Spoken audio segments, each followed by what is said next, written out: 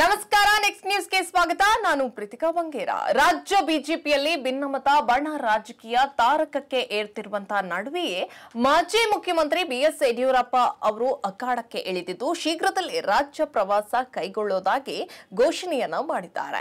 ಇನ್ನು ಶುಕ್ರವಾರ ನಗರದ ಹೋಟೆಲ್ ಒಂದರಲ್ಲಿ ಪಕ್ಷದ ಮಾಜಿ ಶಾಸಕರು ಹಾಗೂ ಪರಾಜಿತ ಅಭ್ಯರ್ಥಿಗಳೊಂದಿಗೆ ಸಭೆಯನ್ನ ನಡೆಸಿದ ಬಳಿಕ ಅವರು ಸುದ್ದಿಗಾರರೊಂದಿಗೆ ಮಾತನಾಡಿದರು. ಮುಂದಿನ ವಾರದಿಂದ ಪಕ್ಷದ ಮುಖಂಡರೊಂದಿಗೆ ರಾಜ್ಯ ಪ್ರವಾಸವನ್ನ ಕೈಗೊಳ್ತಾ ಇದ್ದೇನೆ ಎಂದು ಅವರು ತಿಳಿಸಿದರು. ಇನ್ನು ಪಕ್ಷದ ರಾಜ್ಯಾಧ್ಯಕ್ಷರಾದಂತಹ ಬಿವೈ ವಿಜಯೇಂದ್ರ ನೇತೃತ್ವದಲ್ಲಿ ನಡೆದ ಸಭೆಯಲ್ಲಿ ಪಕ್ಷದ ಬಲವರ್ಧನೆ ಕುರಿತು ಸಮಾಲೋಚನೆ ನಡೆಸಲಾಗಿದೆ. ಮುಂದಿನ ವಾರದಿಂದ ರಾಜ್ಯದ ಪ್ರತಿಯೊಂದು ಜಿಲ್ಲೆಗೆ ಭೇಟಿಯನ್ನ ನೀಡಲಾಗುವುದು. ಪ್ರತಿದಿನ 2 ಜಿಲ್ಲೆಯಂತೆ ಪ್ರವಾಸವನ್ನ ಕೈಗೊಳ್ಳಲಾಗುವುದು ಎಂದು ಅವರು ತಿಳಿಸಿದರು.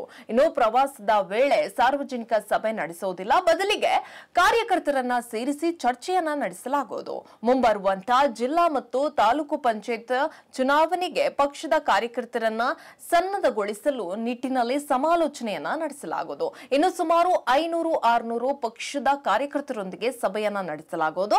ದಿನಕ್ಕೆ 2 ಜಿಲ್ಲೆಗಳಿಗೆ ಭೇಟಿ ನೀಡುವ ಚಿಂತನೆಗಳಿದ್ದು ಈ ಕುರಿತು ದಿನಾಂಕಗಳನ್ನ ಶೀಘ್ರದಲ್ಲೇ ನಿರ್ಧರಿಸಲಾಗುವುದು ಎಂದು ಅವರು ತಿಳಿಸಿದರು. ಇನ್ನು ಸಭೆ ಕುರಿತು ಮಾತನಾಡಿದಂತ ವಿಜಯೇಂದ್ರ ಅವರು ಯಡಿಯೂರಪ್ಪ ಸೇರಿದಂತೆ ಪಕ್ಷದ ಹಿರಿಯ ನಾಯಕರು 2023ರ ವಿಧಾನಸಭಾ ಚುನಾವಣೆಯ ಬಿಜೆಪಿ ಅಭ್ಯರ್ಥಿಗಳು ಪಕ್ಷದ ನಾಯಕರೊಂದಿಗೆ ಸಭೆಯನ್ನ ನಡೆಸಲಾಗಿದೆ.